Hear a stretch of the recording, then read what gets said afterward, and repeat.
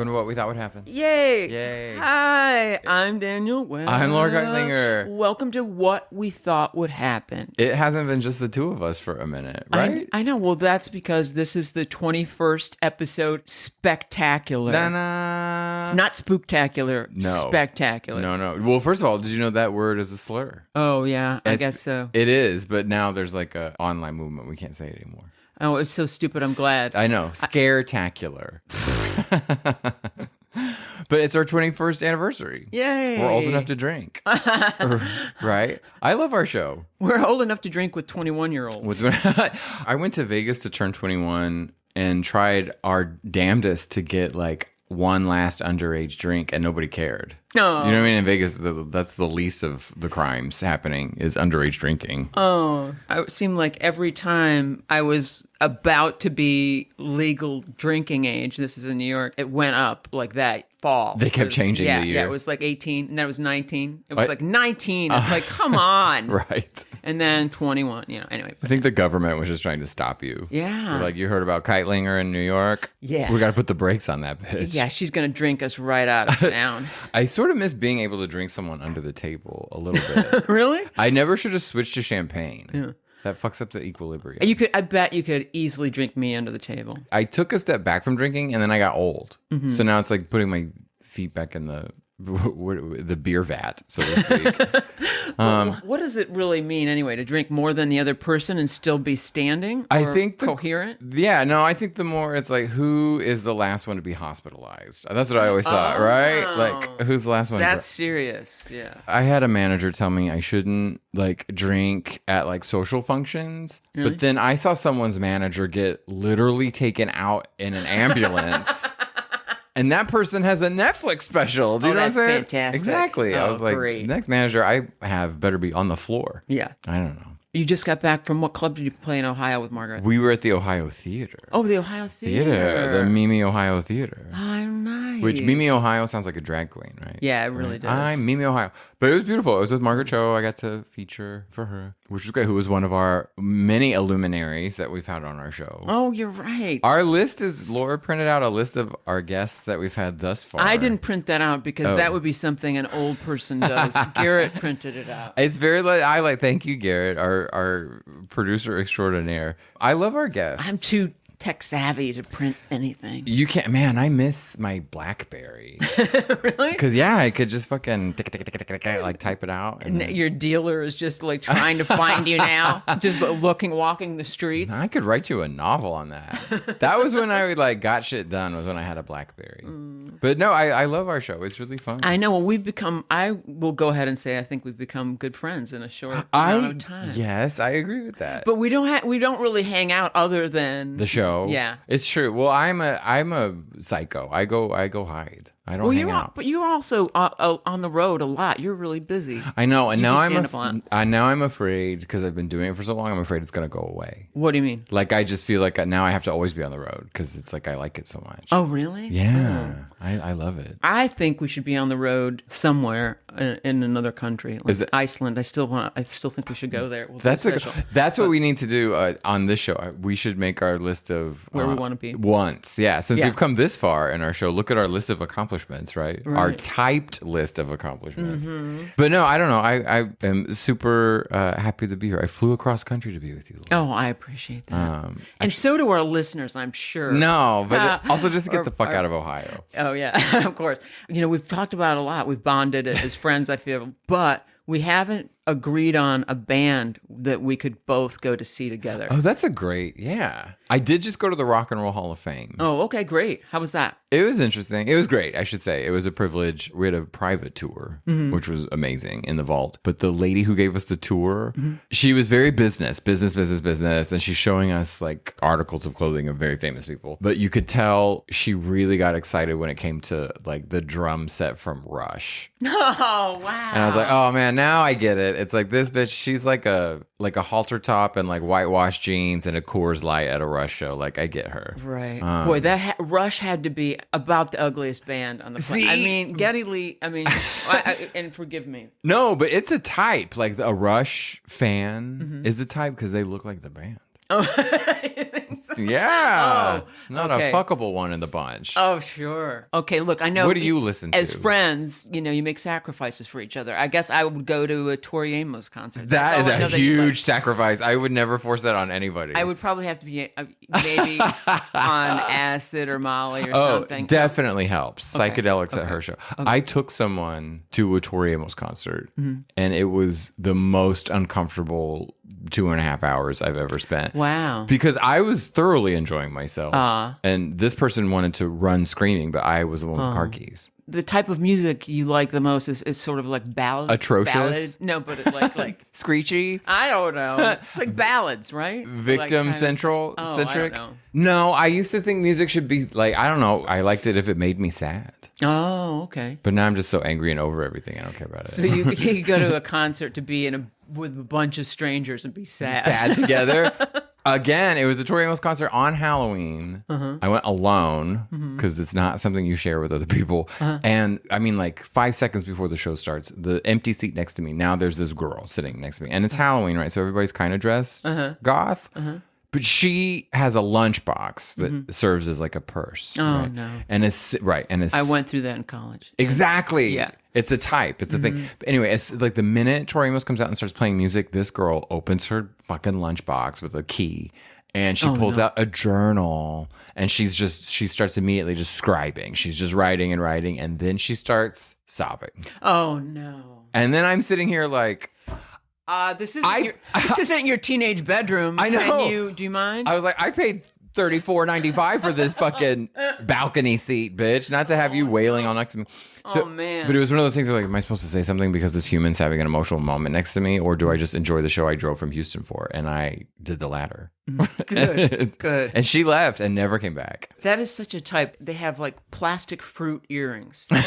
I know it's very specific, but Do you like the Minutemen? Do you know Mike Watt? I do like the Minutemen. Yes, let's Oh go my see Mike God. Watt, dude. Let's Okay. go. Write that down. Okay, I'm writing down Mike Because he's in Watt. San Pedro. He plays local shows all the time. Or not all the time, but Okay, yes. Damn, that's what we have to do. Have you? Oh my God! You know who you would love is this punk band from Austin. They're called Rockbusters. Okay. And their one song is called "Fuckaholic," Oh, cute. and the words are "Fuck me, I did." But my favorite song of theirs is called "Your Sister Was the Worst I Ever Had." Oh, that's great. So good. I love that. We saw them at a punk bar in Austin, and glass was all over the floor. Oh, right? wow. Because people just smashed their beer bottles and stuff. And someone pushed me down. Oh, no. And I landed on glass and cut my hands up. But the same person who pushed me down is the same person who helped me back up. I know. It was like But that's just like life. yin yang, man. The yin yang.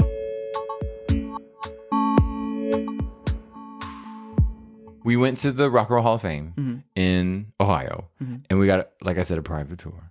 And so the lady opened up this closet, right? Right. In the vault. We're already in the vault. There's a table in front of us that had Dolly Parton's rhinestone guitar. Oh. It's like if it was sitting on the table right here, but you just can't touch it. Dolly Parton's rhinestone saxophone. Oh, wow. And the fucking mouthpiece had her glitter pink lipstick on it still. Amazing. It was blowing my mind, right? Shit like Wow. that. And then she'd pull out something that you're like, meh. She'd be like, here are Eminem's shoes. And you're like, I mean, cool, but who cares? But it was like Elvis Presley's actual army shirt. His actual diaper pins. Who did we talk about that with? Diaper pins? Yeah. Oh, Elvis's dirty diaper? No, no, you know what? It was Jim Vallely told me that one of the comics he used to hang around with met Elvis, and Elvis was wearing a diaper with gold pins. No. Gold diaper pins, and one of the pins like fell out. Oh, What? I'm sorry. Shut up. Nope, it's true. Jim Valley was one of my favorite guests of Oh ours. yeah, he is amazing. We had so many good guests. He intimidated me just because he's so funny and he has so much experience. Yeah, he has been on every show that you can think of that you think is funny. He either knows the person or wrote for it. Which is so dangerous for me to be around because it's like if you like give an inch, right? If you're like, I worked on like my Uber driver the other night. He's complaining about LA traffic. And in the last 10 seconds of the ride, he mentions that he was a grip on Fantasy Island, The Love Boat, and Dynasty. Wow. I'm like, now you tell me, bitch. Like, give me an Aaron Spelling. Like, he was like, well, I mean, I was working on Cheers too. I was like, you worked on Cheers, and he had all these great stories. Oh. But he was like really quick to bash Shelley Long, which seems like such a straight man thing to do. Oh, really? Yeah, I don't know. But yeah, it was that kind of shit. It was like, don't tell me that kind of information, like Jim, right? When he's like, I worked on Golden Girls. I was like, Daniel, don't. Like, it's hard for me to hold back. I love that, though. That, that's like a good communicator and friend and listener. You're truly interested. No, I think it's obsessive narcissism. Why? Because I can't shut up and I keep interrupting the people, asking them questions that are pertinent to my interest. No, you're curious in what they did, right? I mean, yeah. Yeah. Like, how do you get when people ask you questions about your career and stuff? Like shows you've been on. Is that interesting to you? Or? I become morose. A dark cloud starts to just fall all over me. No. Who was I just talking to? It dissipates while I'm talking. Well, no, not at all. No. Oh, no. We just I'm excited about our future guests because the people I've been talking to are like so in awe of getting able to meet the Laura Kightlinger. Oh, good Lord. I don't think you know the long legendary shadow you cast. That sounded wrong, though. If you cast a shadow, that means I'm dead. No. Doesn't it? A witch? Well, whatever. I'm probably both. We should dress like witches for our photo shoot. Okay. What are you going to be for Halloween? I don't care about Halloween. What? I don't. I know. Well, the friendship ends here. Wait a second. I guess I could start. But you like old scary movies. Yes, I love horror films. But not Halloween. In fact, one year, Garrett and I went as the brothers from Slapstick, the hockey brothers. Oh. Because we look alike. And I've often said we're the same guy. No. Garrett and I. That's funny. And one year I went as Lizzie Borden, and that was fun. Ooh, you are very Lizzie Borden. Yeah. You and Jason had great costumes last year. We were the Beetlejuice. We were the Maitlands, which that's the first time I've ever done a couple's costume. Oh, right. And he's the creative person, so he frankly got the cool one. Mm-hmm. I don't know. But he was also Alec Baldwin, and that was last year when he shot somebody. So it was kind of like, I felt good to be the Gina Davis for 1 second. Yeah. Sorry, allegedly. Excuse me. Allegedly. I don't know. I can't believe you don't like Halloween. No, I do. I just... you don't like children knocking at your door stealing your candy. Well, no, we actually, one year when we weren't going to be here or something, we put out a huge bowl and with tons of candy, and a couple of kids took all of it, and then a couple of older guys in drag actually took the bowl and bitched because there was no candy. Are you kidding? No. I've been read like that before. Yeah. You can't drag queens. You can't go door to door. I've had adults come to my door for candy. Oh. I was like, y'all are older than me. Yeah, go to a bar. Exactly. We're doing scary stuff for Halloween as a couple. Oh, okay, cool. So I drove them by the Menendez brothers' house. Oh, that's great. And was like, it's in that room. So, yeah, so what's like scary stuff? Well, I think this is not scary stuff, but, back to me. I was at the Bourbon Room while you were fucking around in Ohio. And the Bourbon Room in Hollywood, I love that room. Yeah. But Hollywood Boulevard, it's on Hollywood, is the saddest place on earth. Oh, it's insane. Yeah, it's rough. Yeah. And I live off of Hollywood Boulevard. But do you remember in pandemic when it was empty and boarded up Hollywood Boulevard? I was like, wow, it actually looks nice. Right. When nobody's there. No, because we just went to see John Waters got his star on the Hollywood Walk of Fame. Oh, that's awesome. But it was glad for him. Yeah, well, we had to step over a pile of shit to get to it, which seemed apropos. Oh, sure. Or you know what I mean? I was like, is this part of the exhibit? That's so funny. You know that you have to pay, you're voted in, but you have to pay $50,000 for your star. A year? Yes. Or no, probably not a year, no. Just once? Yeah. Really? Yeah. But that to me is like getting a really expensive vanity plate. Like, what is the point? Wait, you don't have a vanity plate, do you? No. I think it's kind of lame. You win an award that you have to pay for. So, and they say that's for maintenance of your star. Have you seen that street? It's the dirtiest street in the world. It's disgusting. But I will say this. Oh, that was one of the only things we got to take a picture of was Mama Cass's caftan muumuu. Oh, wow. It was beautiful. It had this hippie sun and moon shit going on. You know, it's funny. I bet she doesn't even seem fat now. No, that's the whole thing, right? It's she's compared to everybody. A normal person. Yeah. Poor thing. I know. I love the Julie Sweeney. I'm so excited about when Julie was on our show talking about her project, writing a book about Mama Cass. Oh, I know. Right? That'll That's be so awesome. fascinating. Yeah. We had really incredible guests, and now it's over. It's not over. This is just the beginning. I'm so excited. But no, I feel like you know so many crazy people. Oh, I know. How was your show at the Bourbon Room? You had a good time? Yes, I did. In fact, I went on. I got bumped for this kid. Fuck off. I got bumped for this kid I'd never heard of. Who? Kevin Hart. Shut up. Yeah. Are you serious? Yeah. That's not true. Yeah, but you know what? I was such an asshole. They moved you around or bumped entirely? No, just moved me one thing later. I don't like when... Go ahead, sorry. No, but I feel terrible because I was such an asshole to Keita Mascaro. Do you know you know him? Who? He's using both of his last names instead of... He used to be Matt. Now he's Keita. Smith. Keida Mascaro. Anyway, he put together an amazing show, and he's, really nice and funny. Anyway, he bumped me, and I gave him such shit for it. And then... Yeah. But only because I was bumped by him and then this other guy. See, that's the thing. It's like, move me once. Yeah. I'm flexible. Right. Move me twice. Why am I even here? Yeah. Do you know what I mean? It's like, well, that's how it starts to feel. Well, I know, because Garrett said that I was really overreacting. No, people don't understand. Go ahead. Yeah. Garrett, did you hear that? People don't understand. It's because you're in a headspace, you're trying to work. It does matter if you're going up in 10 minutes or 20 minutes. It also matters who you follow and what you're going to do according to the order. Right. And also, it feels like they're just taking advantage of you if you've said yes once and then they come crawling back to be like, what if we put you last? Like you have nowhere else in the world to be. Yeah. I mean, if it's close to the order that, it's typed out on the wall when you come in. But, so I don't know if I was bumped by Tom Arnold also, or if that's how the schedule was. But here's the thing. I love Tom Arnold. I do He was too. really funny. Yes. And I came out on stage and I said, I have to thank Tom Arnold because he gave me my first job and then fired me from it. And everybody applauded him. But no, I think he's a sweetheart. We should have him on the show. He's hilarious. His Twitter is really great. But anyway, so then after all my bitching going, I've been doing stand-up for 28 years, blah, blah, blah. And really, I haven't. So that was bullshit. What's the lie? Because I took it like an 8 to 10 year break when I was writing on shows. But you were working in comedy. Well, yeah, but I did. Yeah, but you're right. You're writing jokes. But doing stand up is something that you need to do constantly. And I didn't. But I was really like, throwing my ass around going, I've been doing this for 20 months. And then I went on and had a mediocre set. So never do that.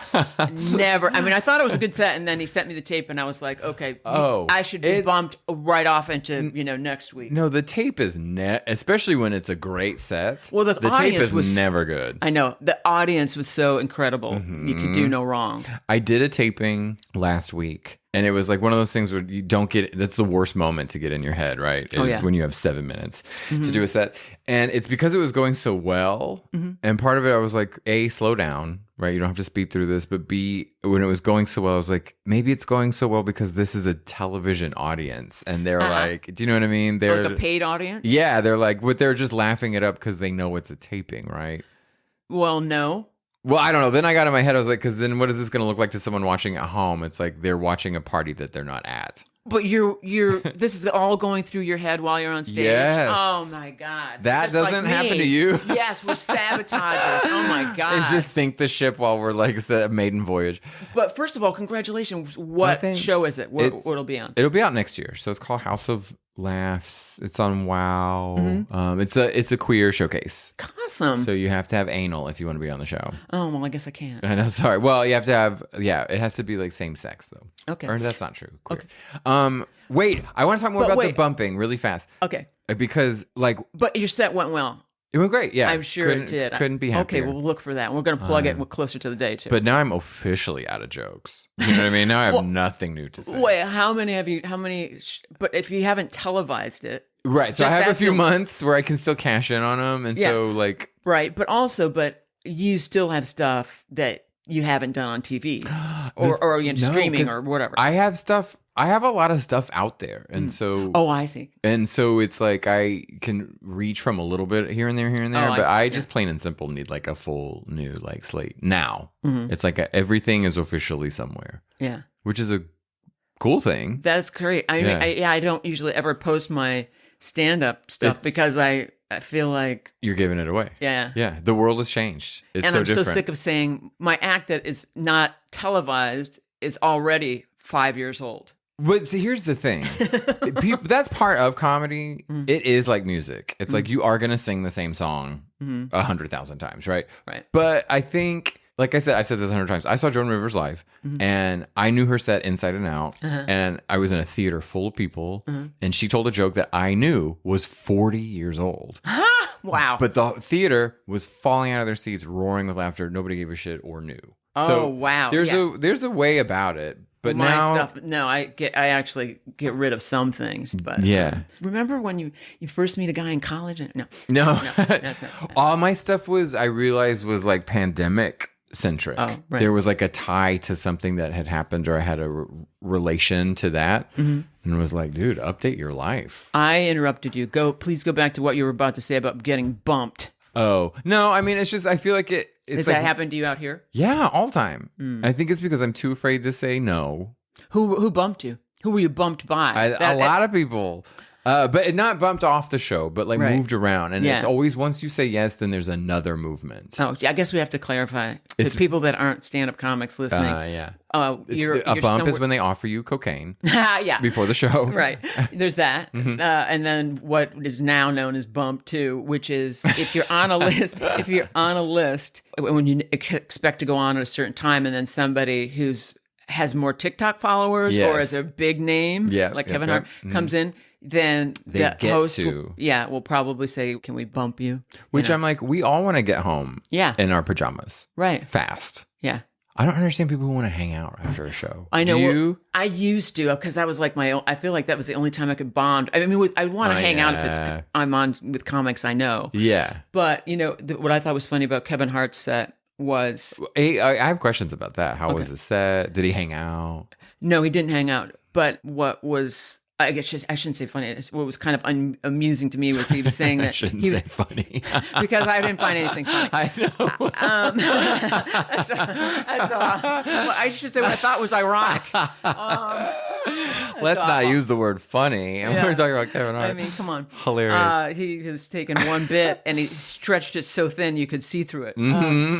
But he was trying something new out, and everybody loved it. I feel like you get to like a golden phase. You were so famous you can say anything, and people 100%. Will just, and I've never gotten to that phase. I wish that would happen. I disagree.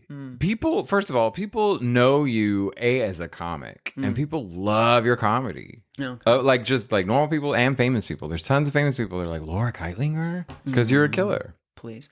It's true. Please. I'm not here to argue, Daniel. So here's what he said. This is what I loved. Okay, so he said, I just parked in Hollywood, and I don't know if I think I parked in an alley, and everybody starts laughing, and I can see his bodyguard with it, sitting right in front of me, right. Like you parked your own car, like you parked, right? Nobody thinks you did in Hollywood, like you drive your own car, park your own, and your bodyguard is right in front of me. Oh, so didn't he flip his car? Wasn't he in like some accident on Mulholland? Probably. And they turned a speed car upside down. Maybe that's a step we need to take. What? We need to crash our car? To stardom. Elevate our fanhood? Because sex tape is over. That's so last generation. Yeah. And my sex tape just didn't do well. I was going to say, that's so mom, madam, like Kris Kardashian. Kris Jenner. I'm sorry, Kris Jenner. They, although I did see... She's like the modern day Gypsy Rose, right? She sold her daughter's ass. And there are Kardashians are doing and now they're great the richest people on the planet. Yeah. I watched their show on the flight. Oh, no. I want to see inside the fancy rich people's houses. You don't? It is just, I feel like you could hear like the vacancy in their heads. Oh, like, it's just like whistling through. So here's the thing is that, okay, so it was on the screen, right? I was watching The Stupid Flight, their TV show, but then it was a plane, so I closed my eyes and all I could do was hear their voices. Oh, no. And it just like streamlined into one singular voice. I was like, I couldn't tell who was who. Yeah. It was like, is it the mom? Is it the teenager? It was the what? It was, it hypnotized. It was like the siren song. That's a brain eraser. You're lucky you can think at all right now. I need a brain eraser. Isn't that a shot? Probably. A mind eraser. I don't know. Okay, wait. Who's been your favorite? Let's rate our friends. Okay. Right? Here's the thing. You know legendary people like Wendy Liebman. Lorraine, I love. Lorraine. All of those people are great. I listen back to And Liz Astroff, I'm crazy about. I just emailed Liz her was our yesterday. first, Yeah. like our first Yeah, guest, right? yeah. It was really hard for me to not ask Lorraine Newman 100,000 sidebar questions. Well, we have to hang out as friends, the three of us. I know, but I feel like mine's creepy. I want to ask too many like Gilda Radner questions and like how awful is Chevy Chase? Things like that, you know. I would say you could probably ask Dan Harmon about that. Have you worked with Chevy Chase? No, but you know, because of Community, wasn't he on that show for a minute? My friends in Texas knew someone who works on Community. They were like a set person, and they flew out. My friends flew out here to hang out, but one of the things they went to visit the set one day, and the whole show was on a pause because grumpy Chevy Chase was having a moment and wouldn't come out. Oh, geez. So the whole production's just standing around while Chevy got his like wig on or whatever the fuck. God. I know. So when you were on SNL, did like former cast members come in that year, like just to visit or even just to like?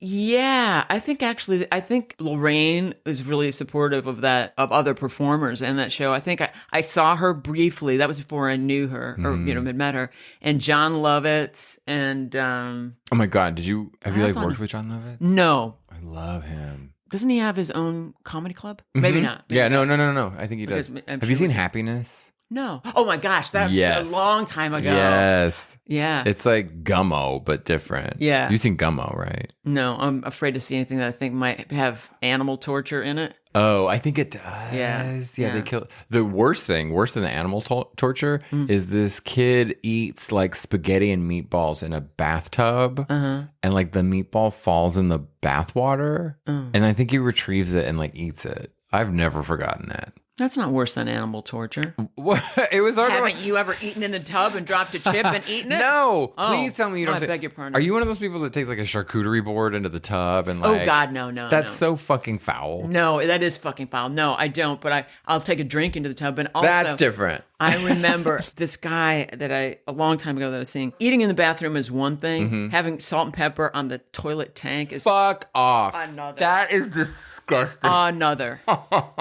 Well, I don't know though. If you're eating ass, a little salt and pepper could really go a long way. No, but I mean, if he's just sitting, I mean, I don't even want to think about it. Where was it?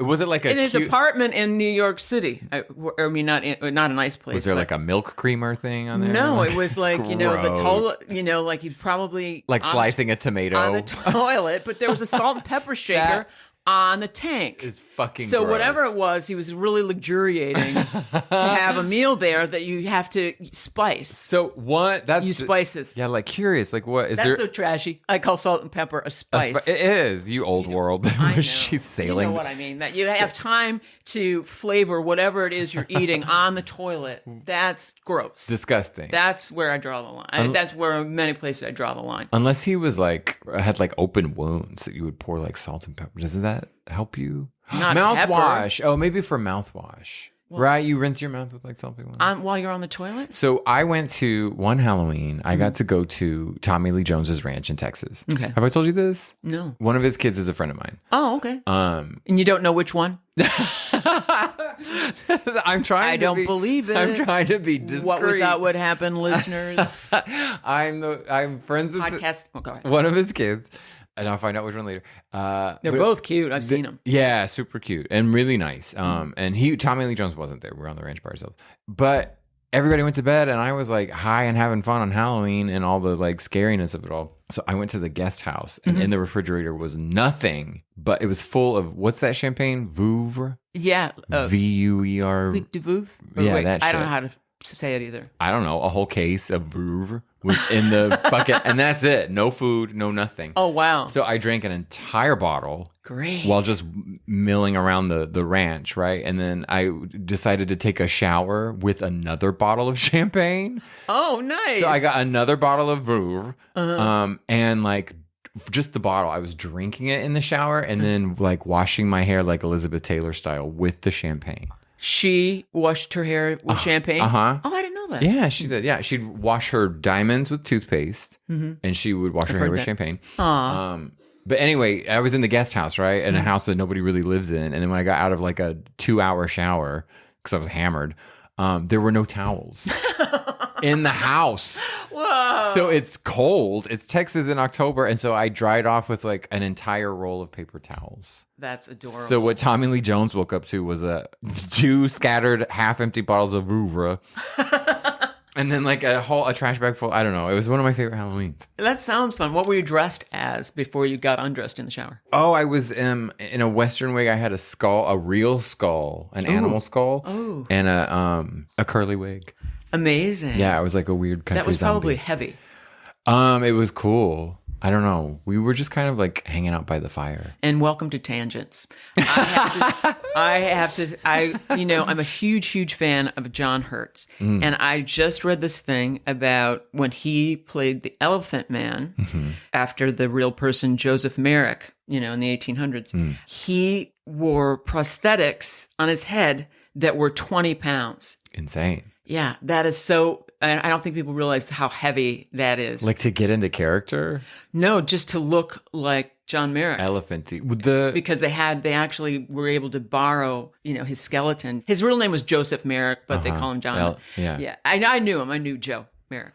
No, no. So they used his actual skeleton. The museum, the British Museum, I guess, let them borrow it to craft the costume. But the actor, did it crush his vertebrae? What the fuck? Yeah, they said that John Hurt, he had to... he died. Yeah, he kind of had to sleep like the Elephant Man. No. Because if he moved his head to one side, it would cut off his breathing. Oh my God. Yeah, so it took 8 hours of makeup just even before he got on screen. See, that's such old movie making where it's you have to come close to death just to do the job. Because wasn't I think the lion in the Wizard of Oz, his costume was 90 pounds. Oh, really? And then the Tin Man, everybody knows they were using an aluminum powder makeup. And then the first actor they cast inhaled the powder and was sent to the hospital because he almost died. Oh, wow. So then they brought in another dude. That's the actor you see because the first one was hospitalized.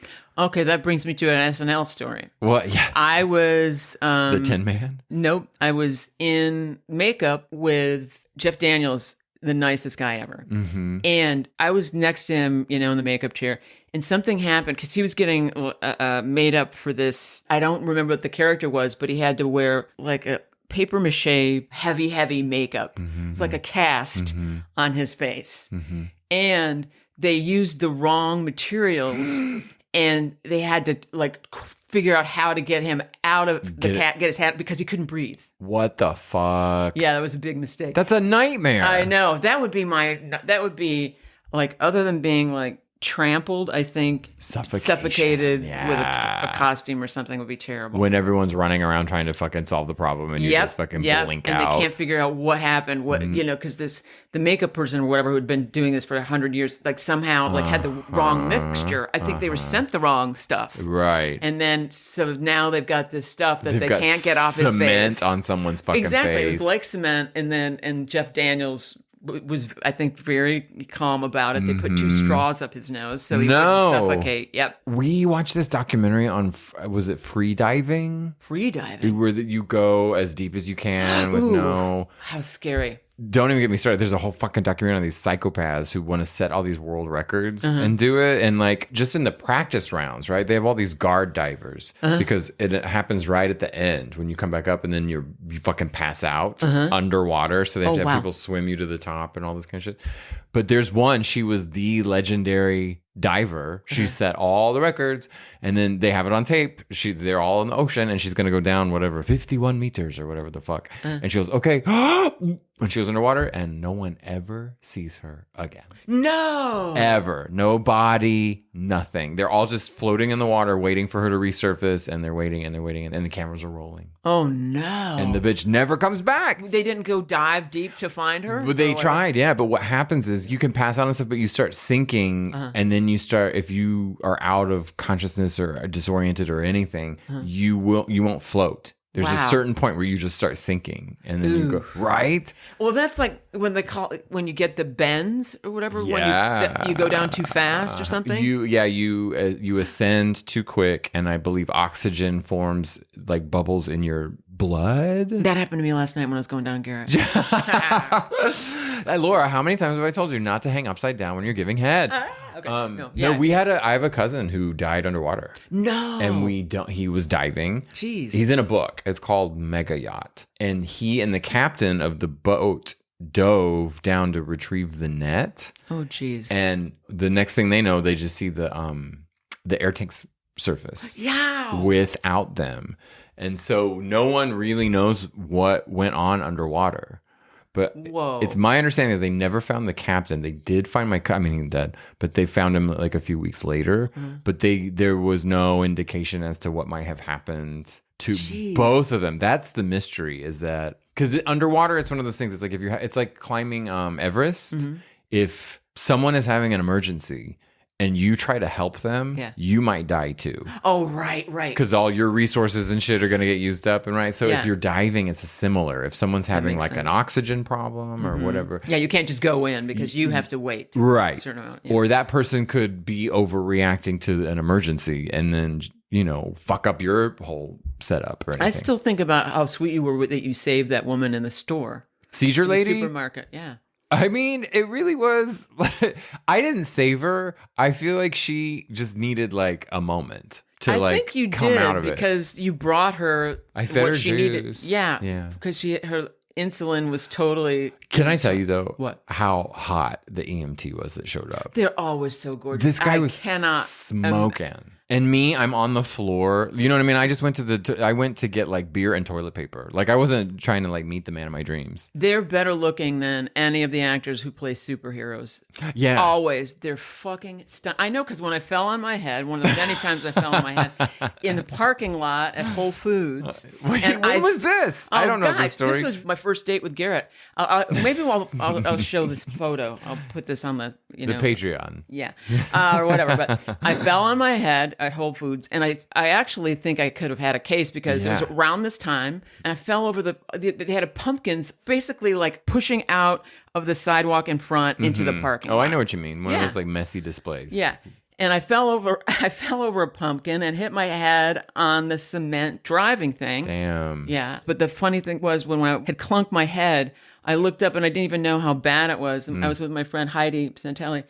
And she goes, yeah, I think it's pretty bad. And the look on my face is this as bad as I think? And then I see this woman going, I'm going to call them. Oh, no. Really panicking. And everyone's really, because it was like, Did you have the egg? Yeah, the Fred Flintstone that comes out of your head. Did you know, I worked at a kitchen and a dude fell. Mm-hmm. The guy was in the middle of like breakfast, like rush, and he fell flat, like hit his head on something. And then 5 minutes later, it was like an egg. Oh, yeah. Sticking out of it was unreal. But you know what? They say that's such a good thing, because if it goes in like that, you're dead. Oh, it's my better God. that it goes out. The swelling. Yeah. Oh my God, Laura. I know. And then you went on a date?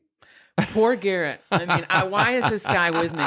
That was our first. Is that an egg in your head, or are you just happy to see me? I sent him. No, it's so funny. I have an eggrection. I didn't know that she had elephantitis, like the Elephant Man, or whatever it was. And so that's not what his disease was called. That would be too easy. But anyway, I had a big bump on my head and blood coming down my face.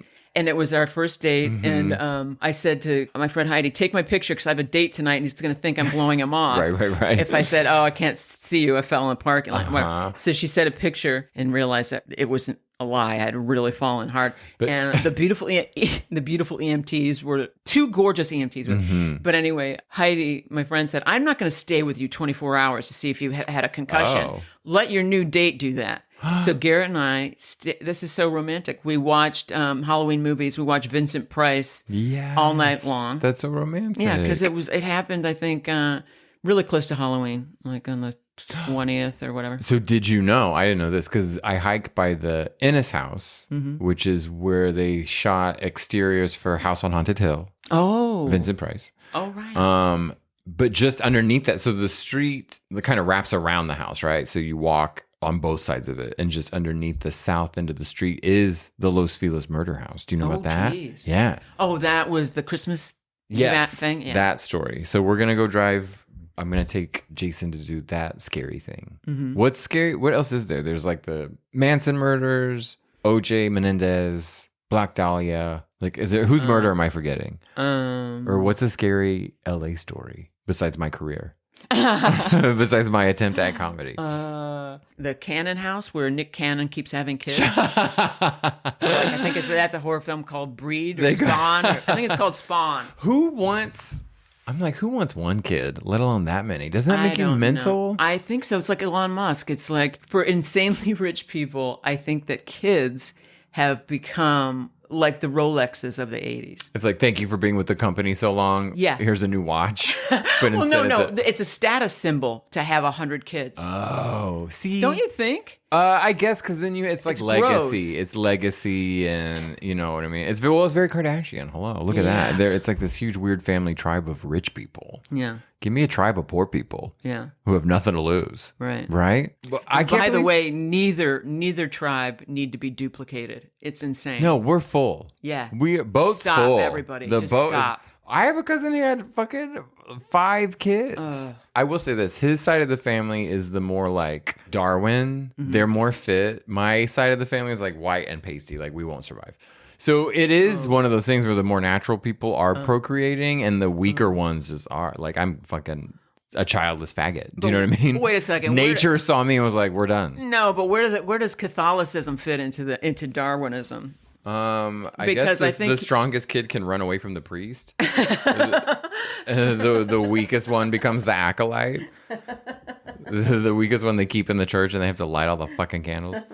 Did you ever y'all went to church, did you? Oh, yeah. Well, with my grandmother, my grandmother and I would church hop, I call it. Oh. She would cry through about 7 different nominations, 7 different churches to shake the pastor's hand at the end. Where there was Lutheran, Catholic, Presbyterian, and God knows what else. Multiple churches on one Sunday? No, different Sundays. Yeah, I always thought it was weird people who wanted to go talk to the preacher after, like a famous person, right? Yeah, that's how I think they saw it. Like like my grandmother, I think that was her way of getting attention, to let them know that she was so moved, or whatever. Yeah. And I will say this. We were out of butter rum lifesavers a long time ago. I was not moved. I would do anything to get out of going. God, I forgot about that. You had to like sit through half the sermon before your mom would give you like a piece of gum. Do you know what I'm saying? Like, please, can I have a piece of gum so I can think about anything but God right now? Fuck.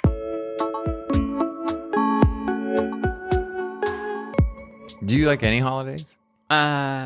Easter. Why? Because of the rabbits. Easter. You're such a rabbit thing. I just like rabbits. I like rabbits and milk chocolate. I like white chocolate, whatever is Racist. trashy. It is. Is white chocolate trashy? I think kind of, yeah. My grandmother worked at a place called Puddin' Hill. Oh. No G at the end of pudding. No. It was a store that, have I told you this? They only employed like grandmas. I love that. It was like a chocolate candy store, Puddin' Hill. And she took me back. This is a formative memory. I remember I was a child, and she took me back in the machine that made it. And she goes, Daniel, this is white chocolate. Aww. But I couldn't have any. Do you remember? I remember at a very distinct early age being like, what a ripoff. How come they couldn't give you a little... Because they were piece? making it. It was in the machine as being like, all right. I see. Right. I was like, I want it now. Yeah. Coming here is like going to Puddin' Hill. Yeah. Well, I like going to Goodwills, and my grandmother used to work at the Goodwill, and my grandmother died. She was in a car accident. Oh my God. Yeah. She was drinking. No. She died in a car accident, and I remember just the thought of what you're doing, the slow motion of the aftermath of realizing what's happened and how terrible it is. But anyway, they had to like basically cut her clothes to get her vitals and all that. And they gave us like a garbage bag of her bloody clothes. No. Yeah.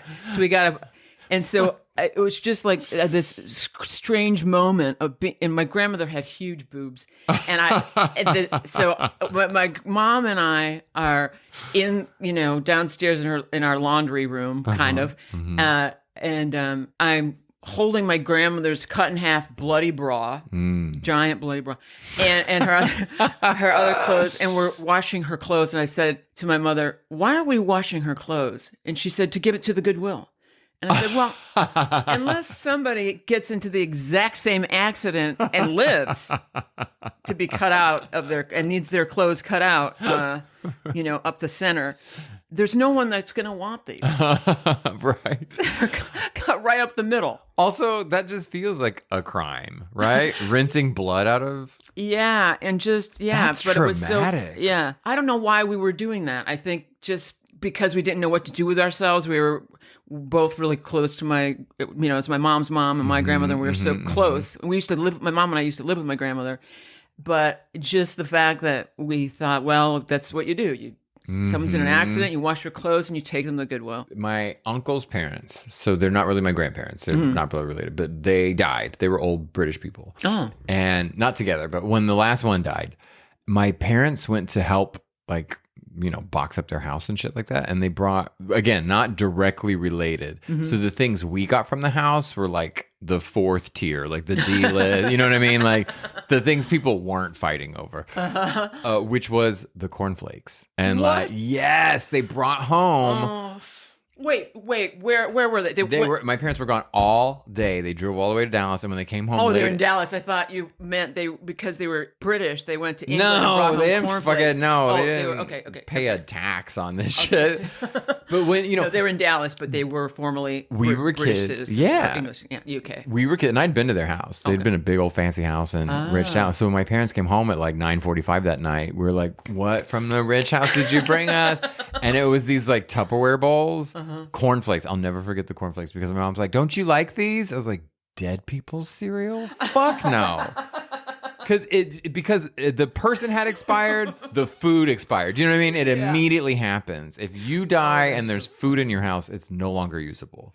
That is another reason why I'm an Anglophile. Why? Anglophile. Why I love England, everything so much, because they say cunt to men and women. Oh, it's like aloha. Yeah. Yeah, cunt. It means everything. It's Everybody's mahalo. a cunt. Yeah, it's I shalom. love the way they say it. Yeah, cunt. Yeah. Yeah, it's and that. the way they say twat. They say twat. Yeah, it's different. But it's also like pasta. I can't take that. No. That's so gross. But yeah, twat is not the way that word is supposed to be pronounced. But I love it that way. I love the way they say cunt and twat. Yeah, there is I knew a sexy Englishman who I used to think that was the sexiest accent, right? But then one time he was talking like dirty to me and whispering, and it was so gross. Oh, yeah. Oh, I just want to make you happy. Like that. See? It's so gross. That is gross. To say something sweet, that sounds gross. Yeah, that is what it was. Yeah, I was so gross. I was like, wait. Well, that's why I love the movie Snatch. Yes. Their accents. And I think Brad Pitt is more than just beautiful. He's such a good actor. He's hotter with that accent. Okay, that's true. I mean, that was so crazy. Amazing. Yeah. Do you remember, though, there was an era where Gwyneth Paltrow was like using a British accent in a bunch of movies? Shakespeare in Love. Oh, she was? Yeah. I always give that to Madonna, but yeah, probably. No, I love Madonna's fake English accent. That's my favorite. Oh, if you'd ever been to a Tori Amos concert, you'd learn that she also does that. Oh, she does? Mm-hmm. Well, and where's Tori from? Fucking Carolina. Oh, wow. Or like Baltimore. Oh, that's amazing. Or some shit like that. No, I have a cousin who's like deaf, and she came back with an English accent. I'm not kidding. We were at a restaurant. She's like, "Have you decided what you've wanted?" I was like, "Bitch, you can't hear. How did you pick up an accent?" That's amazing. But she did. That's amazing. Meanwhile, my sister went to East Texas to get an education and went to college, and she came back with an East Texas accent, which is the dumbest sounding accent you can ever have. What, like? Bye. Oh. There's a AH in every... Laura, thanks for having me over to your house. It's like, it's just that. Sweet. It's like open. Oh, it is? Well, I don't know. I think it sounds scary. Faggot. Sounds like. I remember the first time I went to London with Jim, who was an amazing guest on our show, my ex-boyfriend, Jim Harry. Mm-hmm. We started the vacation by going to a hotel and standing in line for a fan. Like an electric fan? Yeah, because, wow. It was so hot, and they didn't have air conditioning or whatever. And I was like, if I based my love, Anglophileness on that one trip, I never would have gone back, because I wrote a short about it called "The Heat Wave Inside Me," because I went there, then and slept in a cold tub. And then the next morning... Wait, why did you sleep in a tub? Because it was so fucking hot, even with a fan. In fact, we stood in line. I don't think we got a fan. I can't remember. Tub full of water? Or just a cold, empty tub?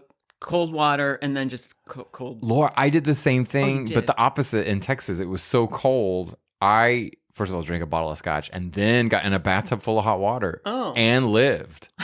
Wow. I know. And I woke up like turning on the hot water again because the water had gotten cold. Oh, geez. Didn't die. It's amazing you didn't slip in. No. Oh, you got Whitney Houston style? Oof. Just fall asleep.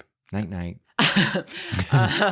That's a children's book I don't think we have encountered. There's Good Night Moon, Good Night Whitney. No. Night, night, Whitney. Night, Whitney. But Danu. So anyway, so this is how terrible that trip was. Okay, waited in line for a fan, slept in a tub. Everything was so hot. And then in the morning, we went down to this little cafe for breakfast, and it was packed. I sat in front of this open newspaper that the person had left, and it was about clitorectomies and girls, they're 13, getting clitorectomies. And I was like, what the fuck is he? I can't. And I was, poor Jim, I was like, we sweat to death, and look what I'm just like. He goes, don't read it. And I was like, okay, all right. So then I just ordered breakfast, eggs and whatever, mash or whatever. And the eggs aren't done. The eggs are so runny. It's fucking disgusting. Clitorectomies, and then and I said, Jim, this is like, I can't. I said, all right. I sent the eggs back. I said, can you cook the eggs? Just more, and just whatever. And they were giving a hard time, and so then I couldn't eat it all. And so when they came back, they were slightly better, but still like gross. And then I said, okay, the only thing that I could turn around this day is to go shopping for shoes. So then I go to this store, this really cute store, and I ask the salesperson for a size 9, which is what I am, and he says, "Oh, we don't have those. We don't have sizes that go up that high." Oh, ouch! I was like, "What are you talking about? You don't have a size 9, size." That was a bad accent because he goes, "We don't carry, whatever."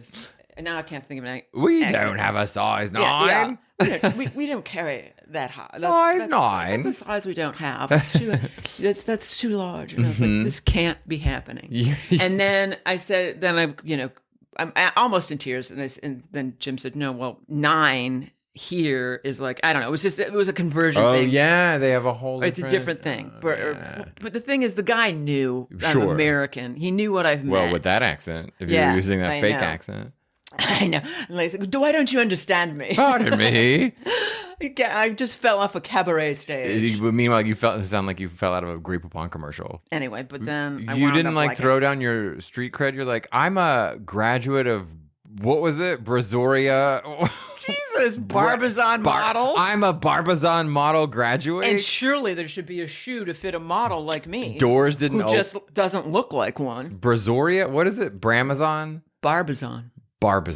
Yeah. Okay. I love that. Oh, it's so I want to go to a Barbizon college. I don't think they're around anymore. They got Me Too'd? Well, I think it's just a scam. It was just like, it was like classes. Yeah. And if you had $1,000, it was you graduated. Was it really? Yeah. That's insane. I know. And that's in 86. That's what I'm saying. Like for $1,000, I want to come out with a new face. Yeah, it was terrible. Or something medical, right? Yeah. Did they put a book on your head and make you walk across the room? No. But we did like a 3-point turn. No way. Really? Yeah. Like how to sit down and cross your legs? No, I call it a 3-point turn. I forgot what it's called, but when you're at the end of the walk where you... So when you turn at the end of the runway? Yeah. So the same... Clearly I've learned nothing except how to follow my head, so... No, but that's a talent. That's a secret talent. It landed you a man. Yeah, you're right. It really did. So the same dead people whose cornflakes we got, we were at. Okay, so he died first, then the old lady wife died later. So we're after the funeral because she starved to death. There was no. No, there were no cornflakes in the house. She was a woman. They didn't know that she was still there. Locked in house. Took everything from her house. No, I'm sorry. She was like she's an old English lady, and her dad was like a Russian ambassador and all this shit. She was just this very proper, sweet little old lady. She was actually really nice, named Winifred, but just so proper. And then her husband's dead. She lives in this old house, and all these old English people are after the service. Right, we're at the house. And that must have looked like melted wax. It was actually crazy because it was back in the 90s when old people look different. Do you know what I mean? Yeah. Last century, old people look really old. Yeah. And the clothes they wore were very 70s, 60s. But I'll never forget. There was this old English man who was friends of the dead guy. And he was like, "Oh, Winifred, I'm just so sorry for your loss. If there's anything we can do to help you." And without blinking, Winifred goes, "Well, you could sleep with me." No! 100%. And I was like 12, 13, 14. That. Couldn't like believe because she was the most proper woman he'd ever seen. And there she was making like a very polite sexual advance. Oh, everybody laughed. Oh, good show. You know, everyone that. Stiff upper lip, all that bullshit. Yeah. Well, that's adorable. And then she had this one friend. It was the oldest woman you've ever seen, like walking skeleton in a beautiful black cocktail dress. She was the kind of woman who could sit down and cross her legs at the exact same time. Do you know what I'm saying? Like a wicker chair. Yeah, she's like a fold up, like a lawn chair. And I was so fascinated by her. And the people were sold that they were all smoking inside. It was all happening. Cocktails at 11 a.m. Amazing. Yeah, it was a time. It really was. And now they're all dead. I love that though. That's another thing that I like about being dead. English people. No, just like, you know. Oh, how to live. Brits. Yeah. Yeah, it's very much like, I think people like survive cancer and keep smoking. Oh, sure. It's the shit like that, right? Yeah. Yeah, I'm into that. Yeah. I have English relatives. They have like a beer at breakfast, lunch, and dinner. You know what I mean? Right. But we're not alcoholics. We're just drinking. Right. We should go to London. I know. We fucked up. We should just call it. We need a new podcast called Anglophiles. I know. And, you know, I did stand up there, and that's when I kind of had a new love for it because I really had fun and it was nice. I performed there. Yeah. In this like underground, it was like where Pink Floyd played their first show. Whoa. And the tube goes by. Yeah. And you can hear it. It interrupts your set. Oh, my God. Amazing. In fact, Fielding Edlow, who was a hilarious guest on our show, said she wanted to let you know what a great time she had with your Jester's Jester. The recommendation. Yeah. Amazing. That club. Yeah. Okay, so Dan, we're a great team. I think so too. I love you. I love you too. I love our show. Fun. And not just because you feed me ice cream and give me clothes. You know, I like to try and buy my friends. And try to get me affordable health care. Fuck you, Laura. No, listen, I am worried about your eyesight. We've got to do something about that, you know? I don't want to be standing like in ditch with Jason going, he didn't see the sign. He just didn't see it. He was driving. We just kept going. But just think about it, Laura. Once I fall down the stairs, then we can share everything. Oh, you're right. Then we have everything in common. I know.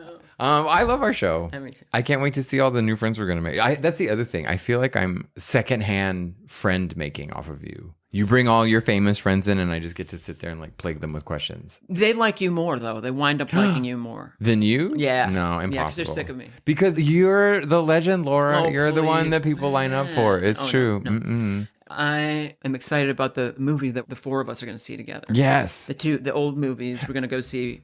What are we seeing again? Dracula, Frankenstein. Dracula and I'm Frankenstein. going to look it up right now. Okay. And also to our fans and listeners. Yeah. Thank y'all for listening. And I know, and we made it to 21 episodes. Look at that's actually something, right? I don't think I've ever done 21 things in a row. I know, and to have 1,000 listeners already. Hi, everybody. We love you guys. How do we get it so fast? I don't know, but we need all of y'all to send us each $5.